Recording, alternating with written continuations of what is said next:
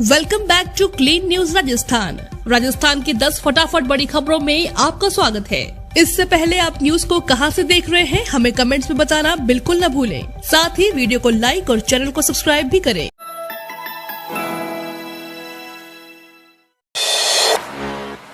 अशोक गहलोत बड़ा फैसला, 31,000 संविदा कर्मियों को मिलेगा बढ़ा हुआ मानदेय। राजस्थान के मुख्यमंत्री अशोक गहलोत ने संविदा कर्मियों को दिवाली गिफ्ट दिया है।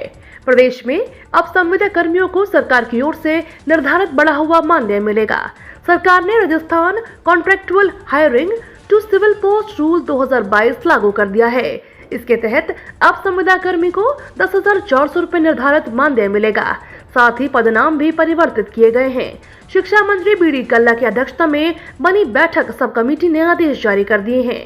सरकार के इस निर्णय से 23,749 ग्राम पंचायत सहायक, 1764 वरिष्ठ शिक्षा कर्मियों, 2048 सामान्य शिक्षा कर्मियों और 3886 पैरा टीचर्स को इसका लाभ मिलेगा। बीजेपी नेता कटारिया ने गहलोत पर साधा निशाना, बोले खुद पर कंट्रोल नहीं। राजस्थान विधानसभा के नेता प्रतिपक्ष गुलाब चंद कटारिया ने शुक्रवार को मुख्यमंत्री अशोक गहलोत पर निशाना साधते हुए कहा कि सीएम अशोक गहलोत को खुद पर कंट्रोल नहीं है, वो बिना समझे कुछ भी बोल देते हैं, कई बार बाद में पछताते हैं। जुबान फिसली तो उन्होंने गहलोत को पागल तक बोल दिया।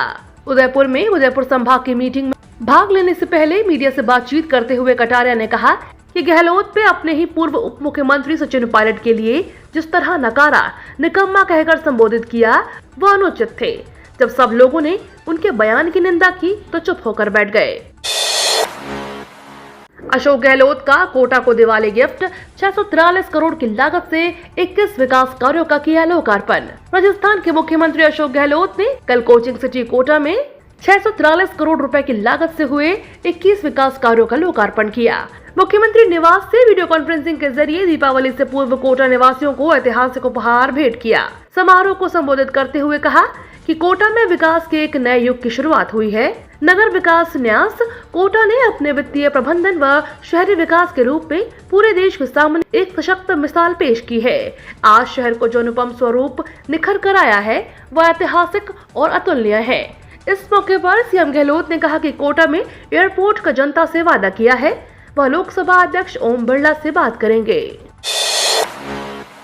राजस्थान में 2 घंटे ही कर सकेंगे दिवाली पर आतिशबाजी, भरतपुर और अलवर में पटाखों पर बैन। राजस्थान में दिवाली पर सिर्फ 2 घंटे ही आतिशबाजी कर सकेंगे। राज्य के गृह विभाग ने पिछले साल जारी की गई गाइडलाइंस को ही यथावत रखने का फैसला किया है। पिछले साल जारी गाइडलाइंस के अनुसार प्रदेश के 31 जिलों में केवल 2 घंटे ग्रीन आतिशबाजी कर सकेंगे, जबकि दिल्ली एनसीआर में होने की वजह से अलवर और भरतपुर के पटाखों को पूरी तरह से प्रतिबंध रहेगा। जोधपुर में दिवाली के मद्देनजर धारा 144 लगा दी गई है। धारा 144 के जोधपुर पुलिस आयुक्तालय ने आदेश जारी किए हैं। आयुक्तालय क्षेत्र में धारा 144 प्रभावी रहेगी। गृह विभाग की गाइडलाइंस के अनुसार इस बार भी इको फ्रेंडली ग्रीन पटाखे और ग्रीन आतिशबाजी की ही अनुमति होगी।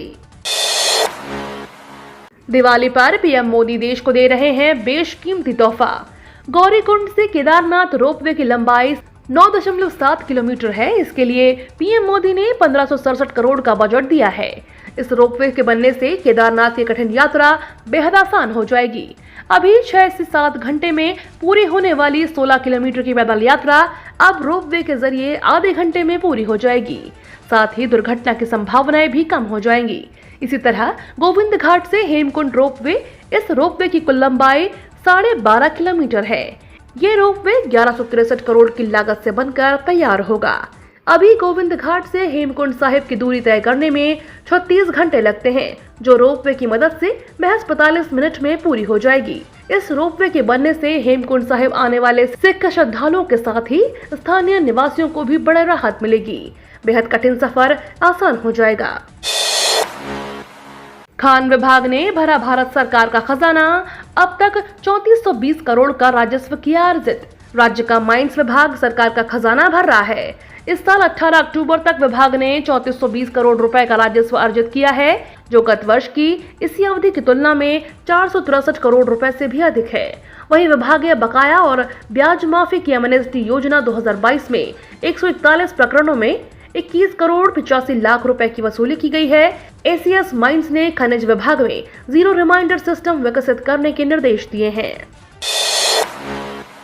उद्योग मंत्री शकुंतला रावत ने की स्थानीय युवाओं को रोजगार देने की मांग। नीमराना इंडस्ट्रीज एसोसिएशन ने दीपावली मिलन समारोह के उद्योग मंत्री शकुंतला रावत ने शिरकत की। एसोसिएशन के सामने लोकल युवाओं के लिए रोजगार की परमानेंट की मांग रखी। उद्योग वाणिज्य एवं देवस्थान विभाग मंत्री शकुंतला रावत ने एसोसिएशन से कहा कि लोकल युवाओं को रोजगार की सुविधा उपलब्ध कराई जाए ताकि युवाओं को ज्यादा से ज्यादा रोजगार प्राप्त हो। अगर लोकल लोगों से कंपनी में यूनियन का डर है तो हमें बताएं, हम कानून लेकर आएंगे। मेरी एसोसिएशन से गुजारिश है, लोकल बेरोजगार लोगों को काम दिया जाए। वहीं एसोसिएशन संबंधित कोई समस्या है तो बताएं, उसके समाधान को लेकर भी अधिकारियों को अवगत करा जल्द से जल्द समाधान हो सके। रेल मंत्री अश्विनी वैष्णव आज आएंगे जयपुर। रेल मंत्री अश्विनी वैष्णव आज जयपुर के 1 दिवसीय दौरे पर रहेंगे। दरअसल पीएम नरेंद्र मोदी रोजगार मेला की शुरुआत करेंगे, जिसमें 10 लाख कर्मचारियों की भर्ती का अभियान रखा गया है। इसके पहले चरण में नवनियुक्त 75,000 अभ्यर्थियों को नियुक्ति पत्र दिए जाएंगे। गुलाबी नगरी में आयोजित होने वाले इस वर्चुअल संवाद में रेल मंत्री अश्विनी वैष्णव हिस्सा लेंगे। इसके लिए वे सुबह 9 बजे दिल्ली से जयपुर स्पेशल ट्रेन से जाएंगे। कार्यक्रम में जयपुर शहर सांसद रामचरण बोहरा भी मौजूद रहेंगे। पर्यटन की 10,000 वर्ग मीटर से बड़ी इकाइयों पर अब भूमि कर 2 रुपए प्रति वर्ग मीटर दर।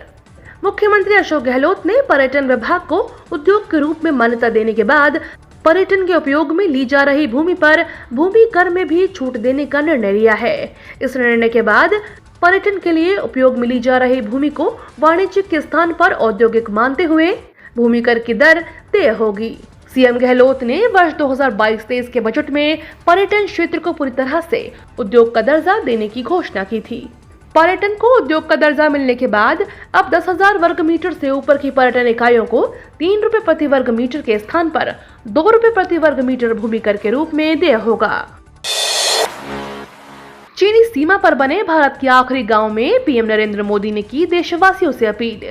प्रधानमंत्री नरेंद्र मोदी ने लोकल फॉर वोकल पहल के तहत शुक्रवार को उत्तराखंड की अपनी यात्रा के दौरान लोगों से स्थानीय रूप से निर्मित उत्पादों को खरीदने की अपील की। उन्होंने पर्यटकों से कहा कि वह अपनी यात्रा का कुछ हिस्सा यहां स्थानीय रूप से बनाए गए उत्पादों को खरीदने में खर्च करें। बद्रीनाथ में चीन की सीमा से लगे आखिरी गांव माणा में आयोजित एक सार्वजनिक कार्यक्रम में प्रधानमंत्री मोदी ने कहा, मैं देश के सभी पर्यटकों से अपील करता हूं कि वे यात्रा बजट का कम से कम 5% हिस्सा स्थानीय उत्पादकों को खरीदने पर खर्चा करें।